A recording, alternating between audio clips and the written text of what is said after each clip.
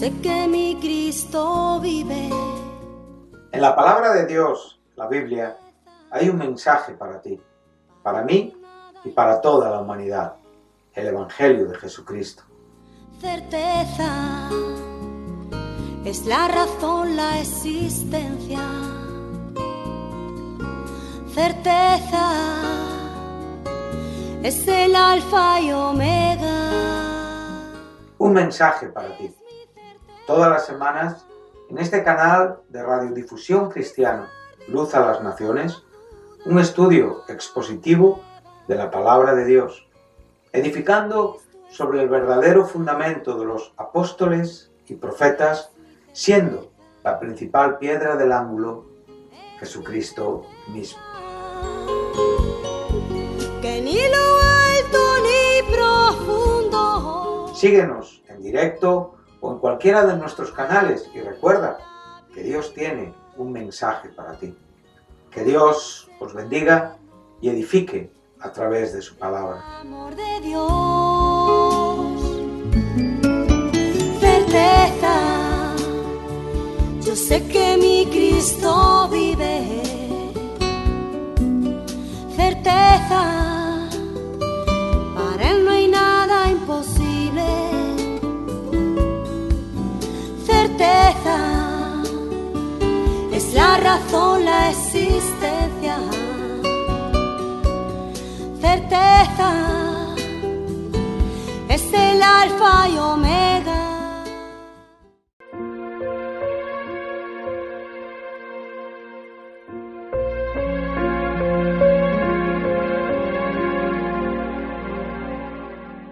Bueno, es un placer estar de nuevo con ustedes en nuestro programa semanal titulado Un mensaje para ti, programa que presentamos y emitimos juntamente con mis compañeros de programa en Radio Luz a las Naciones. Bueno, en este último tiempo estamos estudiando la primera epístola del apóstol Pablo a los Corintios y estamos tratando de compartir con ustedes esta epístola en una manera expositiva, sistemática y tratando de extraer significados de palabras en cuanto a su exégesis, sí, y por supuesto a su etimología.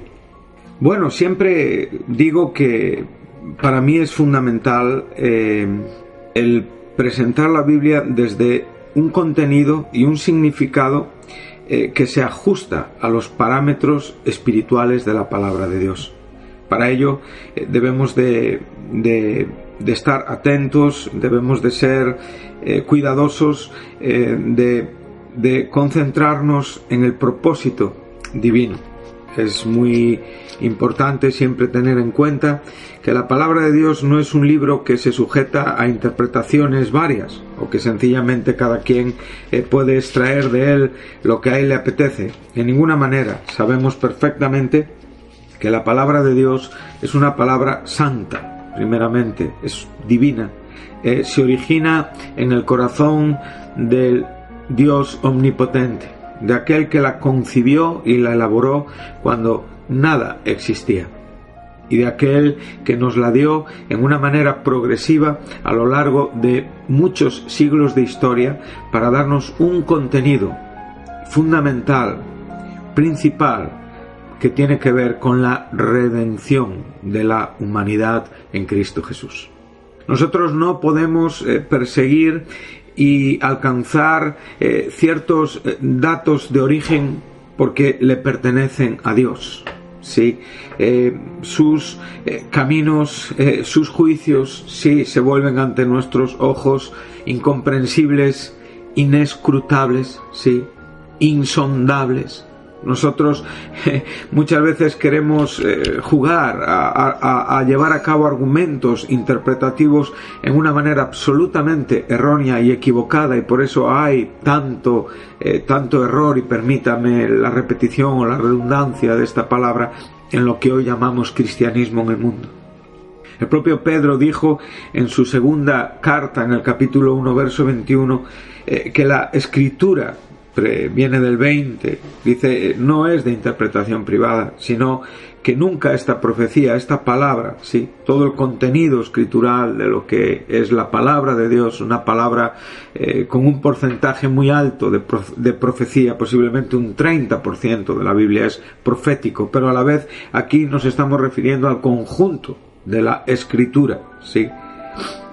Claramente nos dice que nunca vino por voluntad humana, sino que los santos hombres de Dios hablaron inspirados por el Espíritu Santo. O sea, está diciendo que estos hombres hablaron cargados. Fue Dios quien cargó, quien introdujo las verdades que posteriormente escribieron humanamente con sus brazos y sus manos humanas, pero en todo momento dirigidos milagrosamente, iluminados milagrosamente, recibiendo una revelación y bajo una inspiración divina. Por lo tanto, nosotros tenemos que descubrir por los mismos mecanismos que estos hombres escribieron, que es bajo la influencia y bajo la dirección y bajo la luz del Espíritu Santo, la razón, el propósito que hay detrás del autor de la Biblia, que es Dios.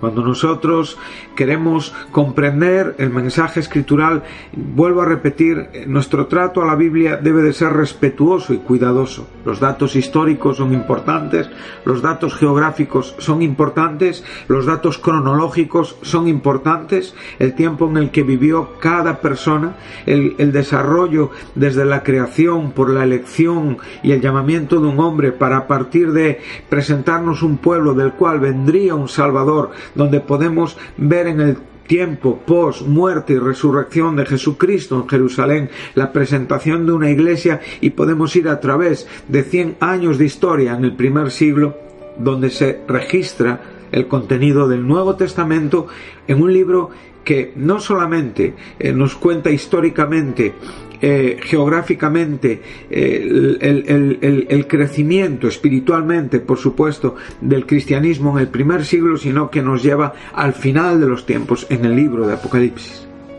donde podemos ver en la última semana de existencia de esta tierra y de este mundo como le conocemos ahora, previo al regreso de Jesucristo, previo al juicio a las naciones, previo al establecimiento del reino milenial y, por supuesto, previo al encarcelamiento y destrucción eterna de Satanás y todo el conjunto de seguidores que él tiene, ángeles, bestia y falso profeta, con todos aquellos impíos de todos los tiempos que han preferido el pecado a Dios.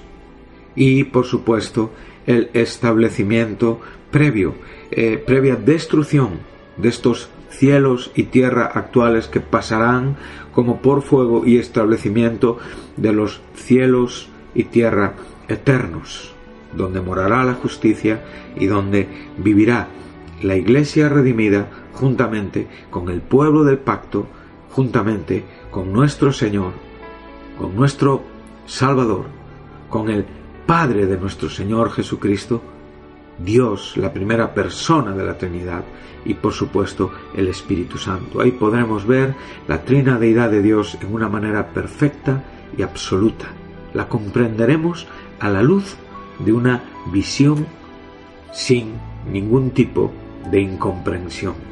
Esto es lo que contiene la Escritura. Por lo tanto, cuando nosotros estamos tratando la Biblia, cuando estamos presentando un capítulo, una carta, un libro antiguo, Nuevo Testamento, siempre debemos de ceñirnos primeramente al argumento literal, buscando el idioma original. Porque es verdad que en las traducciones muchas veces ciertos verbos, ciertos sustantivos, ciertos adjetivos, incluso a veces cuando estamos leyendo el lenguaje poético hebreo, no podemos, a veces se nos hace difícil comprender las intenciones, pero en la literalidad nosotros podemos extraer el significado por medio de una buena síntesis o sintaxis, ¿sí? Por medio de un estudio de la gramática, como digo, leyendo principalmente en los originales a lo cual la Biblia textual es una buena herramienta de estudio. Y por supuesto, diferentes traducciones, si uno quiere, con una buena gramática, con una connotación importante en cuanto al contexto geográfico, histórico, y por supuesto, y sobre una base de una actitud espiritual. Muchas veces las personas se confunden cuando hablamos de tratar de estudiar la Biblia en esta manera, evitando la alegorización. O sea, la alegorización es una interpretación espiritual basada en actitudes humanas que no están siendo cargadas o dirigidas por el Espíritu de Dios. Evidentemente no estamos hablando de estudiar la Biblia únicamente usando un intelecto, el cual necesitamos. Sabemos que hay personas que han estudiado teología y que no han sido transformadas, no son conversas, yo conozco, y que pueden incluso llegar a comprender mentalmente y explicar a través de argumentos de estudio lo que significan ciertos términos teológicos o bíblicos. Pero esto no es lo que yo estoy diciendo. Evidentemente, estas personas no están disfrutando de la Biblia como nosotros podemos disfrutar, los creyentes, los cristianos, los hijos de Dios, el conjunto de la Iglesia de nuestro Señor Jesucristo. En verdad, en esta propia epístola podemos ver este argumento de una forma muy muy clara, donde en el capítulo 2, en el versículo 14, es el propio Pablo escribiendo a esta iglesia y tratando de llevarles a un entendimiento de la profundidad, de la sabiduría, de la obra de Cristo en la cruz. Les dice literalmente que él viene hablando con palabras no de sabiduría humana, sino con aquellas que enseña el Espíritu Santo. Aquí podemos ver este argumento. Es importante. O sea, no es que nosotros podamos entender ciertas partes de la Biblia espiritualmente y otras no. Claro, es verdad que la Biblia tiene un lenguaje muy diverso, muy rico. Evidentemente, la cultura hebrea, por ejemplo, tiene un lenguaje figurado, tiene un lenguaje poético. La poesía hebrea usa mucho de metáforas, usa mucho de alegorías, usa mucho de símiles, usa mucho de muchas figuras gramaticales, y a veces se hace difícil discernir lo que hay en ellas. A veces, por ejemplo, si citamos, me viene ahora mismo a la mente, por poner un ejemplo, en el Salmo 89, por ejemplo, nos dice en el verso 10: tú quebrantaste a Rahab como herido de muerte. Bueno, una persona puede ver en este nombre a la prostituta de Jericó. Si no tenemos un estudio un poquito detallado de lo que aquí, evidentemente, el salmista nos quiere enseñar, podemos errar y podemos en cierta manera maltratar nuestra comprensión bíblica, porque aquí la palabra Rahab, el nombre Rahab, tiene que ver con Egipto.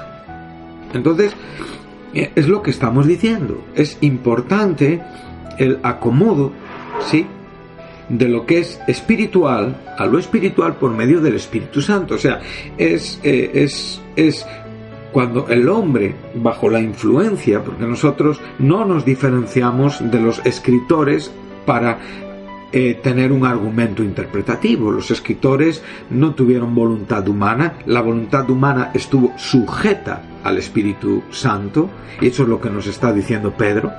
Ellos eran conscientes de lo que escribían. No era una mano que se movía sola, cual dedo apareció en el libro de Daniel cuando Belsasar está en la máxima exposición del paganismo, de las orgías y de la confianza irreverente del reino babilónico. No fue así. Ellos tuvieron voluntad en lo que estaban haciendo. Ellos eran conscientes de lo que estaban escribiendo. Ellos podrían acomodar a través de la unción espiritual lo que aquí nos quedó escrito. Y esos son los manuscritos originales. Lo que con el correr del tiempo, con el devenir del tiempo, se pudo ir constituyendo como lo que hoy llamamos la Biblia, una pequeña biblioteca con un conjunto de 66 libros, 39 en el Antiguo Testamento, 27 en el Nuevo Testamento. Es la Biblia de la Iglesia protestante. Sí, sabemos que la Vulgata latina o la Biblia que usa la Iglesia católica tiene 73 libros porque ha incluido libros apócrifos. Sí. Entonces nosotros tenemos este conjunto de libros que llamamos canónicos, que han sido medidos y aceptados por el canon bíblico. Y en esto nosotros en todo momento tratamos de establecer un acomodamiento. Como digo, los hombres que trajeron esta profecía, no es la voluntad humana la que la trae, es la voluntad divina. Es el Dios omnipotente, omnisciente, soberano, el Dios de toda gracia, que desarrolla unos argumentos antes que todo fuese para dejarnos el misterio, la profundidad espiritual del propósito creador y redentor, inseparables en el hilo escritural, ya que todo aquello que el Señor creó es todo aquello que el Señor buscó redimir. Entonces, evidentemente, salvando esas excepciones que en muchos casos se nos tornan incomprensibles, esos ángeles o ese Satanás destinado a la destrucción eterna por la rebelión en el comienzo de las cosas, pero en lo general todo aquello que él creó, el hombre, toda su descendencia, ese pueblo con ese Salvador, todos esos relatos espiritualmente maravillosos nos enseñan que el propósito redentor de Dios evidentemente está en la propia acción creadora. Y esas revelaciones naturales y especiales están en su acción creadora y redentora. Y esto, cuando se descubre ante nosotros, lo podemos ver a través del estudio de la palabra, donde estos hombres, a lo largo de diferentes siglos, en diferentes momentos de la historia, con diferentes caracteres, con diferentes posiciones en la sociedad, algunos únicamente en contacto con una cultura, la judía, y otros ya en contacto con una cultura mucho más diversa y mundial, ¿sí? De hecho, esta carta que estamos estudiando es una carta que es dirigida a una iglesia que está en lo que hoy es Grecia, sí, en la provincia antigua o neotestamentaria de Acaya, en la región, de Acaya, sí, que quedaba al sur de Macedonia y evidentemente al oeste de la Asia de la Biblia, Asia Menor, la actual Turquía. Por lo tanto, podemos ver que todo el poder escritural se está desarrollando ante nuestros ojos para mostrarnos que nunca la palabra de Dios viene por voluntad humana, sino que estos santos hombres de Dios hablaron inspirados, cargados, la palabra literalmente dice cargar, por el Espíritu Santo. O sea, todo lo que ellos escribían era un fluir espiritual de la obra de iluminación, revelación e inspiración que el Espíritu Santo estaba llevando a cabo en sus corazones. Nosotros tenemos los mismos mecanismos, con una diferencia. La revelación está conclusa, está acabada, no hay nueva revelación. La revelación está entre el primer capítulo de Génesis y el último versículo de Apocalipsis. Ahí tenemos toda la revelación. La principal revelación es Dios mismo, y la revelación de Dios es Jesucristo. Por lo tanto, el propósito de la Biblia es darnos a conocer a Dios. Sí, en el principio creó Dios los cielos y la tierra, y evidentemente ese propósito de Dios es la redención en Cristo Jesús. Esto a mí me llena de ánimo a la hora de hablar con ustedes, a la hora de explicarles los argumentos bíblicos del estudio de la palabra. En la misma manera, nosotros, como dije, con una revelación acabada, con una inspiración evidentemente acabada, esto también podríamos verlo en el propio desarrollo de los dones, ¿no? Como es el propio Pablo a los Efesios, que en ese orden ministerial que nos da en el capítulo 4 de su epístola, él, si nos fijamos, claro, aquí está hablando Pablo en este momento, no está llevándonos a una comprensión histórica de las cosas, está llevándonos sencillamente a ese propósito presente donde él está viviendo, donde la iglesia ha sido constituida, la iglesia de la cual él ha sido hecho ministro, pastor, apóstol, con un llamamiento, como estamos estudiando, a los pueblos gentiles. Y vemos que aquí por eso no vamos en la historia, sino estamos en el presente de la iglesia, y a esta iglesia, que es fruto y resultado de la obra expiatoria de Jesucristo, a esta iglesia que evidentemente se le atribuye y se le llama el cuerpo de Cristo, el cuerpo místico de Cristo, cuya cabeza es Cristo mismo, después de haber muerto en la cruz, haber resucitado, haber ascendido, haber sido entronizado, coronizado, glorificado y sentado y exaltado a la diestra de Dios, nos dice que Él dio dones, ¿sí?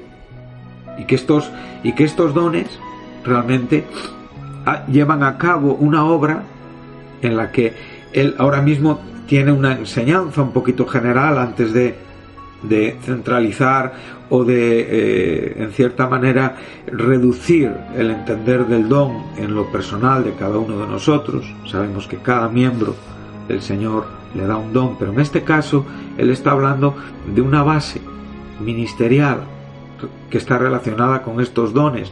Dones son estas dádivas, son estos carismas, tienen que ver con esa gracia que el Señor dio a la iglesia. Entonces constituyó, estableció, lo primero, el fundamento apostólico. Esto era lo principal. Sobre este fundamento nosotros estamos asentados, los cristianos del presente tiempo. Claramente, Él nos dice que hemos sido edificados, o sea, hemos sido edificados encima del fundamento de los apóstoles y profetas, siendo la principal piedra del ángulo Jesucristo mismo. Aquí el término profeta muchas veces nosotros lo relacionamos con estas personas, voceros de Dios, vetotestamentarios, a quienes el Señor cargaba su palabra, y evidentemente no podemos excluir este significado en la connotación de este término. Por otro lado, pensamos que tiene que ver con ese don de profecía que a veces tan mal usado es en la iglesia moderna cristiana, donde se invitan a personas bajo el título de profetas para venir a decir los asuntos que están por venir en la vida, o sencillamente dirigirse a las personas y decirle lo que el Señor tiene para ellos. Bueno, yo con todo mi respeto tengo mis dudas acerca de este argumento. Para mí este término profeta lo veo en el contexto de aquellos que evidentemente escribieron el Nuevo Testamento, porque la profecía realmente está muy vinculada con la palabra de Dios. Nunca la profecía puede funcionar aparte de la palabra de Dios. Siempre sus mecanismos de acción y de explicación y de presentación y evidentemente de efectividad siempre están regidos y sujetos por las leyes santas y escriturales de la palabra de Dios. Nunca un profeta puede decir algo que no esté incluido en la palabra de Dios, y de ahí pues tenemos muchos errores. Por ejemplo, pues la iglesia tradicional española, pues inventó dogmas, sí, que también son otros métodos de interpretación, donde pues María no está revelada en la Escritura como quien es, según ellos, la Madre de Dios, digna de la misma adoración y reverencia que Jesucristo, a lo mismo que la autoridad eclesial de esta iglesia con su Papa es algo que suma a la Biblia, que completa la Biblia. Bueno, esto es una gran barbaridad y es una herejía y es una mentira. Todo tiene que estar sujeto al argumento escritural. La palabra de Dios tiene que ser la autoridad, tiene que ser la regla y tiene que ser la norma. De hecho, nuestra Biblia, que con sus 66 libros, la Biblia, por decirlo así, de la Iglesia, de la Reforma, de la Iglesia protestante, de la Iglesia cristiana, pues hay muchos libros que no los ha aceptado, evidentemente, como inspirados. A estos libros se le llaman apócrifos o deuterocanónicos, pero nosotros tenemos los libros canónicos, los que han sido aceptados por el canon bíblico, bajo la regla espiritual de que su contenido se ajustaba a los argumentos principales de la palabra de Dios. Por lo tanto, queridos oyentes, cuando queremos estudiar la palabra de Dios, cuando queremos estudiar la Biblia, tenemos que entender que nosotros no llevamos a cabo una acción diferente a la que tuvieron los que escribieron la Escritura. Nosotros interpretamos la Biblia bajo los mismos mecanismos, con una revelación y una inspiración conclusa, pero con una iluminación constante para poder comprender las verdades, los valores, el entendimiento y el propósito de esta palabra. Nosotros estamos fundamentados sobre estos apóstoles y profetas que fueron evidentemente la línea de continuidad post-resurrección de Jesucristo. Entonces podemos ver que estos profetas evidentemente están, para mí aquí hay no un sentido aleatorio, para mí hay un sentido lógico divinamente. Dios establece este orden de nombramiento porque es para mí también el propio proceso del crecimiento de la Iglesia en el primer siglo. Entonces vemos apóstoles, profetas, vemos los evangelistas, aquellos que ya se encargan de expandir, de enseñar, de compartir con otros el mensaje del Evangelio de Jesucristo, y ya podemos ver los pastores y maestros unidos por esta Y, ¿sí?, que son hoy, si nos fijamos en la Iglesia, posiblemente los principales oficios locales que las iglesias cristianas tienen. Los maestros encargados de cuidar doctrina, de enseñar doctrina, y los pastores evidentemente encargados, por supuesto, también de la predicación y de los cuidados de las personas que forman las congregaciones. Entonces, para mí, ya digo, puedo sin despreciar el asunto profético en cuanto a que la profecía, en el sentido de que un santo, un cristiano, puede tener una palabra profética para cierta situación que tiene que ver con nuestro vivir diario, no lo pongo en duda, pero creo que aquí se está refiriendo más a la palabra de Dios. El propio Jesucristo, en el sermón, en el aposento alto que le dio a sus discípulos, eso nos lo dice muy claramente. En Juan 16:13 dice que cuando el Espíritu de verdad, cuando el Espíritu Santo viniera después de la resurrección de Cristo, Él no hablará por su propia cuenta, o sea, estará sujeto al propósito divino, al programa divino, sí, sino que hablará todo lo que oyere y os hará saber las cosas que habrán de venir. En mi entendimiento, estas cosas que han de venir tienen que ver con el resto de lo que faltaba por escribir en lo que hoy conocemos como Biblia, que en este caso es nuestro Nuevo Testamento, ya que el Antiguo Testamento ya estaba acabado en cuanto a los escritores y la inspiración de los autores veterotestamentarios. Entonces, para mí este orden nos enseña estas cosas. Entonces, aún todo aquello que pueda ser profético tiene que estar sujeto a la regla interpretativa. Tiene que ser, evidentemente, una actitud principalmente espiritual. ¿Por qué? Porque nosotros somos iluminados por el Espíritu Santo y entonces nos ajustamos, ya para concluir este programa, evidentemente, a las palabras que Pablo nos deja en esta misma epístola, en el verso 14, en el capítulo 2 de esta primera epístola. El hombre natural, aquí se está refiriendo al hombre irregenerado, aquel que no se sujeta ni pueda acomodar lo espiritual a lo espiritual y que realmente no comprende aquello que enseña el Espíritu. Entonces, no son palabras espirituales, son palabras que están dirigidas únicamente con sabiduría humana o mundana. Y recordamos que la sabiduría humana, evidentemente, es pura insensatez. Vemos claramente que lo que el mundo llama sabio y fuerte, Dios lo ve como débil e insensato.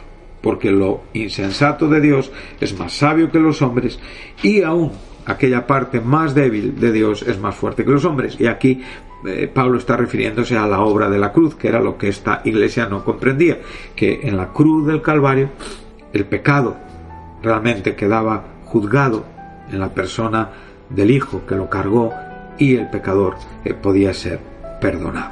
Entonces esta insensatez o esta locura que también nos enseña en esta misma epístola el propio Pablo a los romanos: no me avergüenzo de ese evangelio porque es salvación primeramente a los judíos, después al griego. Por supuesto, aquí también hay un orden que ahora no tendríamos tiempo de poder explicar, pero está claro que este hombre natural, el hombre irregenerado, no comprende las verdades del Espíritu de Dios, porque son tontería, son inexplicables, no las puede comprender espiritualmente.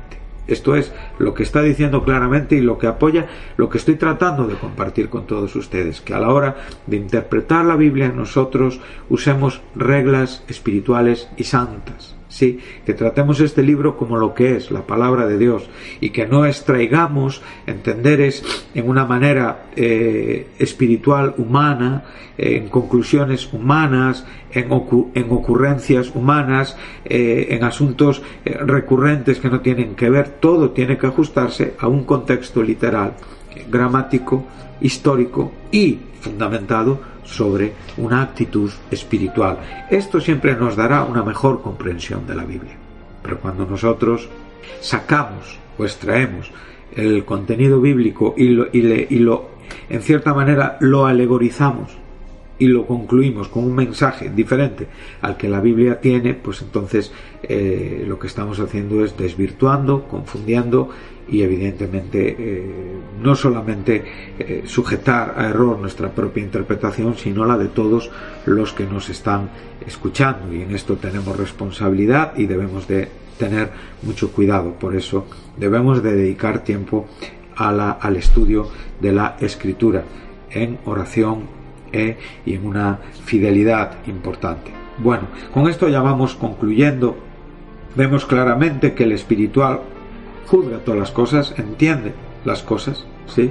O sea, él está libre del juicio de este mundo, ¿sí? O sea, aún la incomprensión que le rodea no afecta a la paz y a la estabilidad de su corazón, porque este hombre regenerado, que es el término aquí que está usando el apóstol, tiene la mente de Jesucristo. Por lo tanto, queridos oyentes, siguiendo estas reglas, y hoy posiblemente nos hemos parado un poquitín en este argumento interpretativo, lo cual me parece importante compartir con ustedes para que realmente tengamos un buen trato a la Escritura y la podamos comprender a la luz de su intención original en el propósito creador, redentor de nuestro gran Dios y Salvador Jesucristo. A Él sea la gloria, a Él sea toda la honra, y que el Señor nos ayude a seguir adelante. Que Dios les bendiga y hasta el próximo programa.